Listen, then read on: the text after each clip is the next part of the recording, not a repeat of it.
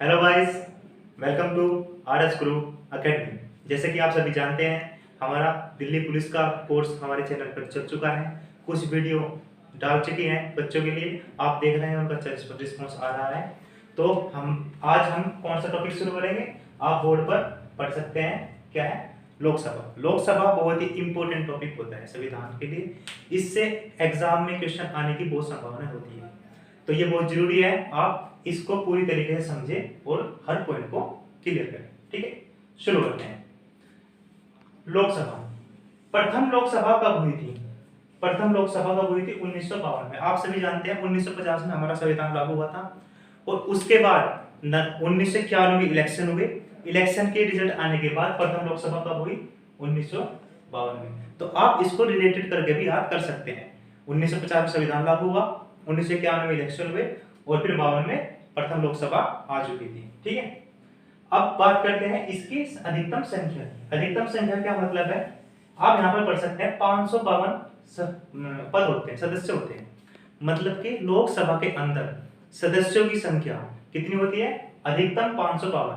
वे सदस्य कौन होते हैं? वे सदस्य आपके एमपी होते हैं, जिनका आप चुनाव करके जिताते हैं और फिर वे लोकसभा में बैठते हैं। ठीक है, तो अधिकतम कितनी हो सकती है संख्या? 552। लेकिन वर्तमान में कितनी है?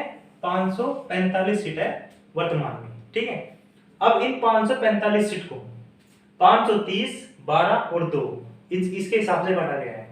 530 सदस्य कहां से आते हैं? वे राज्यों से आते हैं, जो राज्य होते हैं उनसे आते हैं। जैसे कि आपका राज्य हो गया उत्तर प्रदेश, मध्य प्रदेश, महाराष्ट्र, इसी तरीके से जो राज्य होते हैं उनमें से कितने सदस्य आते हैं? 530।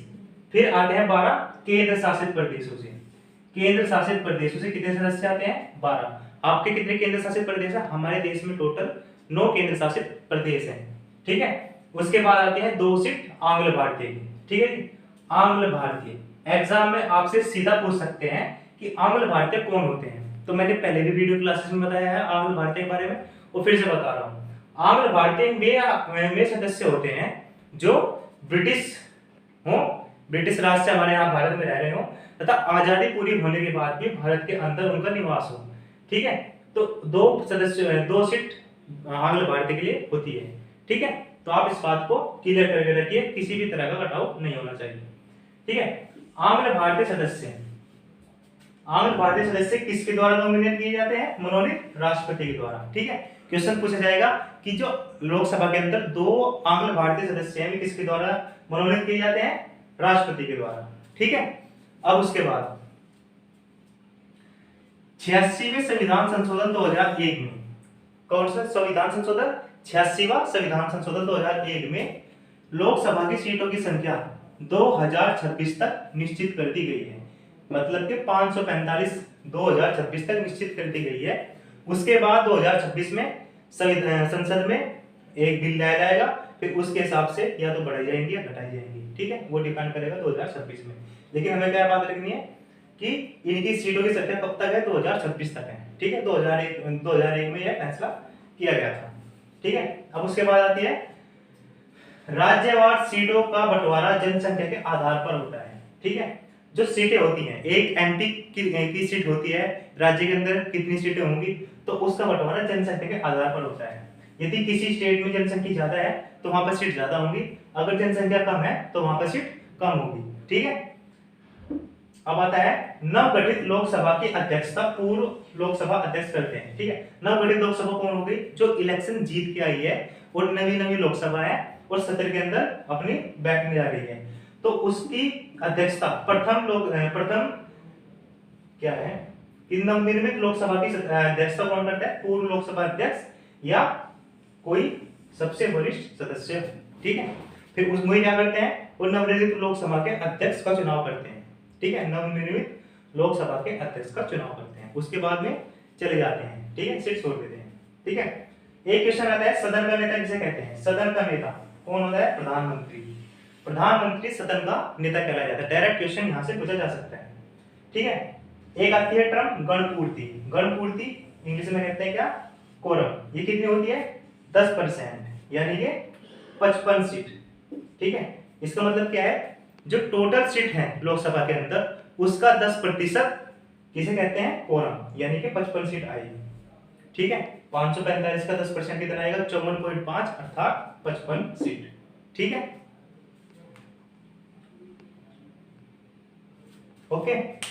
अब हम देखते हैं कार्य दिवस। कार्य दिवस मतलब जो सत्र चलते हैं तो उसमें जो एक दिन में कार्य होता है उसमें क्या क्या होता है। 11 बजे से 12 बजे तक होता है प्रश्न काल। प्रश्न काल में प्रश्न पूछे जाते हैं। ठीक है, किनसे, मंत्रियों से प्रश्न पूछे जाते हैं सदस्यों के द्वारा। फिर वो एक होता है 12 से 1 बजे तक जीरो आवर। ये आप बहुत इंपॉर्टेंट है, इसको याद रखिएगा। ये जीरो आवर भारत की खोज है। ठीक है, इसको भारत की खोज कहा जाता है। जीरो आवर होता है 12 से 1 बजे तक। इसमें क्या है, जो यहाँ पर प्रश्न पूछे जाते हैं उनका आंसर दिया जाता है। फिर ठीक है, 1 से 2 बजे तक लंच और फिर 2 से 6 बजे तक संसदीय कार्य होता है। तो आप इसमें ये मुख्य और ये इन दोनों को याद रखिएगा। ठीक है, ओके स्टूडेंट, अब हम नजर डालते हैं कुछ अन्य बातों पर। 84 सीट, ये बात आप याद रखिएगा कि 84 सीट किसके लिए आरक्षित है, एससी समुदाय के लिए, यानी कि शेड्यूल कास्ट, अनुसूचित जाति के लिए 84 सीट आरक्षित है। कहां, लोकसभा के अंदर। इसी के साथ साथ 47 सीट किसके लिए आरक्षित है, एसटी के लिए, यानी कि शेड्यूल ट्राइब, अनुसूचित जाति के लिए। तो आप ये बात याद रखिएगा, एससी के लिए कितनी है, 84 आरक्षित है। ठीक है, कार्यकाल कितने वर्ष का होता है, ये आप सभी जानते हैं, 5 वर्ष का। तो ये तो आपसे पूछेंगे नहीं, लेकिन ये पूछ सकते हैं कि 6 वर्ष का भी हो सकता है क्या। तो हम कह सकते हैं हाँ, 6 वर्ष का आपातकाल की स्थिति में हो सकता है। ठीक है, आगे चलते हैं। चुनाव में वोट देने की अधिकतम उम्र क्या होती है, 18 वर्ष। लेकिन क्वेश्चन कहां से पूछा जाता है, क्वेश्चन पूछा जाएगा यहां से। 61वां संविधान संशोधन 1988 के तहत उम्र 21 वर्ष से घटाकर 18 वर्ष कर दी गई। तो ठीक है, 1988 के बाद 18 वर्ष उम्र कर दी गई। तो आप उसमें एक संविधान संशोधन याद रखिएगा और 1988 में 21 से 18 वर्ष कर दी गई। ठीक है जी, इतनी बात आपको याद रखनी है। आगे चलते हैं।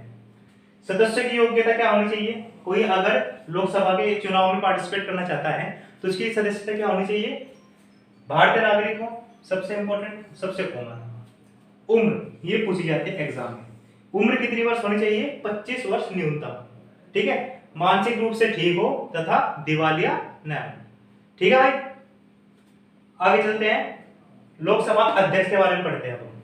ठीक है, लोकसभा अध्यक्ष कौन होता है, लोकसभा के कार्यवाही का संचालन अध्यक्ष होता है। जो भी लोकसभा में कार्यवाही होती है उनका अध्यक्ष होता है, इनकी सीट भी सबसे ऊपर होती है। ठीक है, चयन सदन द्वारा किया जाता है। इसका चयन कहां किया जाता है, सदन द्वारा। जब नवगठित लोकसभा की पहली मीटिंग होती है तो उसमें इनका चयन किया जाता है। यदि अध्यक्ष अनुपस्थित हो किसी भी कारणवश, या तो बीमार हो या किसी कारणवश त्याग पत्र दे दिया हो, तो उस वक्त उपाध्यक्ष कार्यकाल संभालते हैं जब तक कि नया लोकसभा अध्यक्ष ना बन जाए या पुराना वाला भी ना आ जाए। ठीक है, कुछ स्पेशल पावर होती हैं, दल बदल कानून से बाहर होते हैं। ठीक है, दल बदल कानून इन पे नहीं लागू हो सकता, तथा दल बदल कानून अगर संसद के अंदर चालू है तो उसकी अध्यक्षता भी करते हैं। तो दो बात है, दल बदल कानून से बाहर तथा दल बदल कानून के अध्यक्षता, यानी कि प्रिजाइडिंग ऑफिसर कौन होते हैं दल बदल कानून के, लोकसभा अध्यक्ष। ठीक है, किसी भी विधेयक को धन विधेयक घोषित कर सकते हैं। Very very most important line asked in many examinations.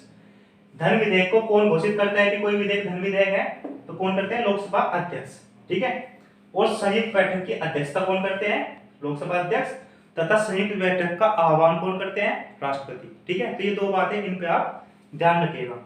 ठीक है, इनकी शपथ ये नहीं लेते, शपथ इनकी कोई नहीं दिलाता। क्यों, क्योंकि ये पहले ही शपथ ले चुके होते हैं एज ए एमपी, किससे, राष्ट्रपति से। तो ठीक है, लोकसभा अध्यक्ष कोई शपथ नहीं होती, लेकिन त्याग पत्र किसे देते हैं, ये अपने उपाध्यक्ष को अपना त्याग पत्र देते हैं। ठीक है, अगर इनको हटाना है, ठीक है, अगर इनको अपने पद से हटाना होगा तो 14 दिन पहले इनको नोटिस देना पड़ेगा। 14 दिन पहले ही नोटिस पहुंचना चाहिए इनके पास। 50 मंत्रियों के अनुमोदन के बाद प्रस्ताव पारित कर सकते हैं। प्रस्ताव पारित होने के बाद फिर सदन में कार्यवाही चालू होगी। ठीक है, एक ये लाइन आप याद रखिएगा, एग्जाम में पूछने की चांस है, कुछ एग्जामों में पूछे गए हैं और कुछ एग्जामों में वो पूछे जा सकते हैं। हमारे प्रथम लोकसभा अध्यक्ष कौन थे, जीवी मावलंकर, गणेश वासुदेव मावलंकर। और वर्तमान में कौन है? ओम बिड़ला। ठीक है, तो ओम बिड़ला फिलहाल वर्तमान में लोकसभा अध्यक्ष हैं। ओके स्टूडेंट, अब हम नजर डालते हैं सत्र।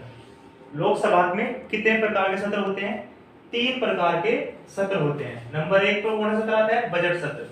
बजट सत्र कब से कब तक चलता है? फरवरी से मई तक। कितने मंथ के लिए?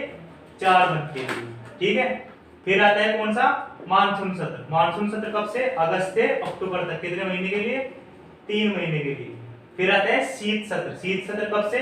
नवंबर से दिसंबर तक। कितने महीने के लिए? 2 महीने के लिए। तो क्वेश्चन अगर पूछा जाए सबसे बड़ा कौन सा सत्र होता है, तो बजट सत्र, उसके बाद मानसून सत्र और उसके बाद शीत सत्र। ठीक है, फिर उसके बाद हम आते हैं सत्रवासन पर। सत्रवासन किसे कहते हैं? सत्रवासन का मतलब होता है पूरे सत्र को समाप्त करना। ठीक है, ये राष्ट्रपति द्वारा किया जाता है। अर्थात जब कोई सत्र अपने अंतिम चरण पर पहुंच जाता है, अंतिम समय पर पहुंच जाता है, तब सत्रवासन कहकर उसको समाप्त किया जाता है। और किसके द्वारा किया जाता है? राष्ट्रपति के द्वारा। ठीक है, एक टर्म आती है भंग। भंग यानी कि डिसॉल्व। डिसॉल्व का मतलब क्या होता है कि कार्यवाही भंग करना। जो दिवस के अंदर कार्यवाही चल रही है सदन के अंदर, उनको भंग करना। तो इसमें क्या होता है, राज्यसभा तथा लोकसभा दोनों में ही जो सभी विधेयक होते हैं, कार्यवाही के दौरान जो सभी विधेयक चालू हैं, ठीक है, तो वे सभी समाप्त हो जाते हैं। ठीक है, तो इसमें आप ये अप्लाई याद रखिएगा। ठीक है, फिर आता है संयुक्त अधिवेशन।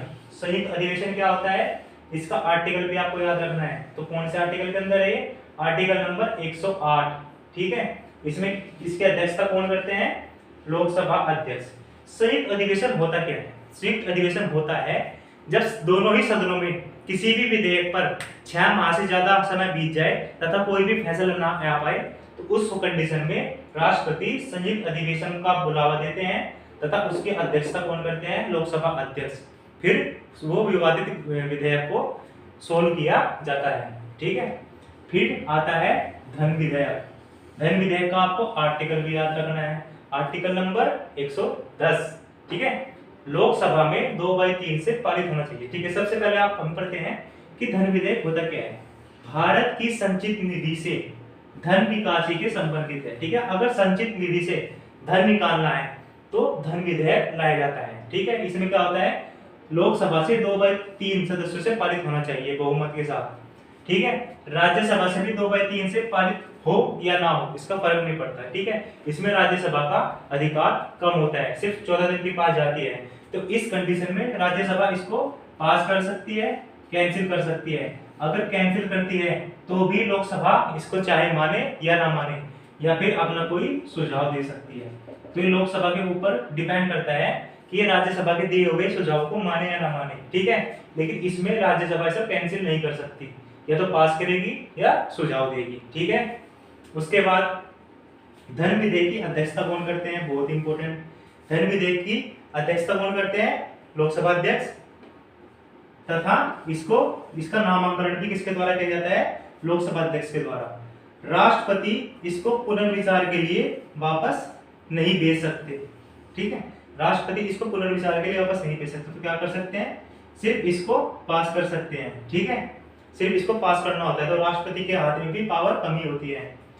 राज्यसभा को कोई भी अधिकार कम होते हैं इसमें। ठीक है, इसके बाद आता है वित्त विधेयक। वित्त विधेयक में क्या होता है?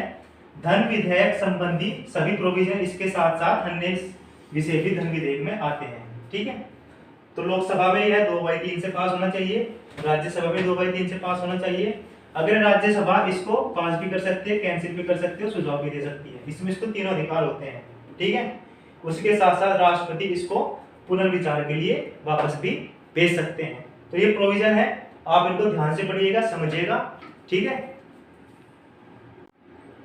ठीक है, ओके। अब हम संविधान संशोधन पर नजर डालते हैं। इससे रिलेटेड जो भी सवाल आएंगे वो आपके यहाँ पर क्लियर हो जाएंगे दिल्ली पुलिस के अंदर। ठीक है, तो सबसे पहली बात, यह कौन से आर्टिकल में आता है? तो आर्टिकल 368 के तहत संविधान संशोधन की प्रक्रिया बताई गई है। संविधान संशोधन मुख्यतः 3 प्रकार के होते हैं। ठीक है, इन्हें किस तरीके से होते हैं? एक तो सामान्य बहुमत द्वारा संविधान संशोधन करवाना, नंबर 2 विशेष बहुमत द्वारा संविधान संशोधन करवाना, तीसरा विशेष बहुमत तथा 50% राज्यों के विधानमंडल के पारित होने के बाद संविधान संशोधन करवाना। ठीक है, चलिए अब हम थोड़ा जानते हैं सामान्य बहुमत से पास हुए संविधान संशोधन के बारे में। राज्यसभा तथा लोकसभा दोनों से यह 50% से अधिक सदस्यों के द्वारा पारित होना चाहिए। ठीक है, राज्यसभा में 50% से अधिक सदस्य होने चाहिए तथा लोकसभा में आधे से अधिक सदस्यों के द्वारा पास कोई भी संविधान संशोधन बिल पास माना जाएगा। ठीक है, उसके बाद यह राष्ट्रपति के पास भेजा जाता है, फिर राष्ट्रपति इनको अपनी अनुमति दे सकते हैं, नहीं भी दे सकते, या पुनर्विचार के लिए वापस भिजवा सकते हैं। ठीक है, उसके बाद इसमें किस तरह के संविधान संशोधन होते हैं, जैसे कि किसी न्यू स्टेट है, कोई नया स्टेट का नामकरण करना या नया स्टेट बनवाना। ठीक है, किसी राज्य का नाम चेंज करना, किसी राज्य की सीमा में परिवर्तन करना, इस तरह के प्रोविजन को सामान्य बहुमत द्वारा संविधान संशोधित किया जाता है। इसी के साथ साथ राष्ट्रपति, राज्यपाल, उपराष्ट्रपति तथा इसी के साथ साथ सांसदों के वेतन से संबंधित जो भी परिवर्तन होते हैं वह सामान्य बहुमत द्वारा संविधान में संशोधित किए जा सकते हैं। नंबर 2 पे आता है विशेष बहुमत। विशेष बहुमत में क्या होता है? विशेष बहुमत पास होने की कंडीशन यह है कि राज्यसभा तथा लोकसभा दोनों में, ठीक है, 50% से अधिक उपस्थित होने चाहिए उस वक्त, जिस वक्त संसद में यह विधेयक जारी होता है, तो उस वक्त 50% से अधिक सदस्य होने चाहिए तथा जो उपस्थित सदस्य हैं उनका 2/3 से यानी कि 2/3 सदस्यों से बहुमत पास होना चाहिए। ठीक है, तो इस तरह से विशेष बहुमत पारित होता है। इसमें हम मौलिक अधिकार से संबंधित संविधान संशोधन कर सकते हैं या डीपीएसपी यानी कि राज्य के नीति निर्देशक तत्वों से संबंधित भी हम संविधान संशोधन विशेष बहुमत के द्वारा किया जाता है। नंबर 3 पे आता है विशेष बहुमत के साथ साथ 50% प्लस राज्य। इसका क्या मतलब है? विशेष बहुमत के साथ संसद में पारित होना चाहिए तथा राज्य विधानमंडलों में, जो राज्य विधानमंडल है, 50 से अधिक यानी कि आधे से अधिक होने चाहिए, तो यह प्रक्रिया समझी जाती है। ठीक है, तो इसमें क्या है, 50% से अधिक 2/3 सदस्यों के द्वारा बहुमत पारित होना चाहिए तथा इसी के साथ साथ आधे से अधिक राज्यों के विधानमंडल द्वारा संशोधन पारित होना चाहिए। ठीक है, इस तरह के संशोधन को राष्ट्रपति नकार नहीं सकते और ना ही पुनर्विचार के लिए वापस भेज सकते हैं। तो इसका मतलब क्या है, राष्ट्रपति इनको एक्सेप्ट करने के लिए बाध्य है। ठीक है, तो इसके अंदर एक कंडीशन आती है, बाकी इनमें राष्ट्रपति पुनर्विचार के लिए वापस भेज सकते हैं। ठीक है, तो यह बात यहाँ पर कंप्लीट हुई। इसके बाद आता है अविश्वास प्रस्ताव। अविश्वास प्रस्ताव is very important in prospective for your exams, क्योंकि अविश्वास प्रस्ताव हाल ही में जारी किया गया था विपक्ष के द्वारा।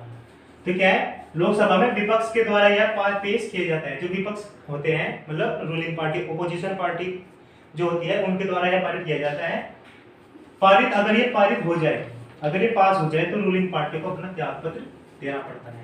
ठीक है, इसी के साथ साथ यह अनुमोदन 50% से अधिक सांसदों द्वारा पारित, सांसदों के अनुमोदन के बाद ही प्रस्ताव स्वीकार किया जाता है। किसके द्वारा स्वीकार किया जाता है? लोकसभा अध्यक्ष के द्वारा। ठीक, इनके द्वारा स्वीकार किया जाता है अगर 50% से अधिक सांसदों का अनुमोदन हो। ठीक है, अविश्वास प्रस्ताव का जिक्र संविधान के अंदर नहीं है, तो ये लाइन आप याद रख सकते हैं कि अविश्वास प्रस्ताव जैसा कोई शब्द हमारे संविधान के अंदर नहीं लिखा गया है। फिर होते हैं प्रश्न काल के अंदर 3 प्रकार के प्रश्न पूछे जाते हैं। नंबर 1 तारांकित प्रश्न, नंबर 2 अतारांकित प्रश्न और नंबर 3 अल्प सूचना प्रश्न।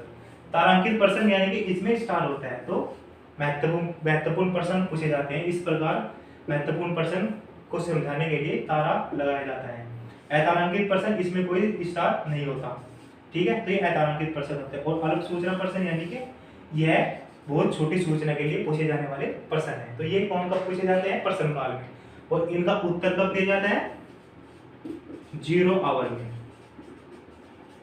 ठीक है, इनका उत्तर कब दिया जाता है? 0 आवर में। तो इसी के साथ साथ लोकसभा से संबंधित जो भी दिल्ली पुलिस में आने के सवाल हैं, क्वेश्चंस हैं, तो वो हमने पूरी तरीके से कवर किया है। इसी के साथ आपका कोई भी डाउट हो तो आप कमेंट सेक्शन में लिखें, हमें बताइए, हम डायरेक्टली उस पर आप पोस्ट करेंगे और जवाब दे देंगे। इसी के साथ साथ अगर आपने चैनल को सब्सक्राइब नहीं किया है तो सब्सक्राइब कीजिए, वीडियो को लाइक कीजिए तथा अपने सुझाव हमें भेजते रहिए और हमारे टेलीग्राम चैनल से भी कनेक्ट भी हो रहिए ताकि आपको PDF प्रोवाइड की जा सके। इसी के साथ साथ आप वहाँ पे चल रहे क्विज में पार्टिसिपेट कीजिए तथा अपने क्षमता बढ़ाइए और अपने मोटिवेशन को इंक्रीज कीजिए। तो इसी के साथ धन्यवाद, जय हिंद।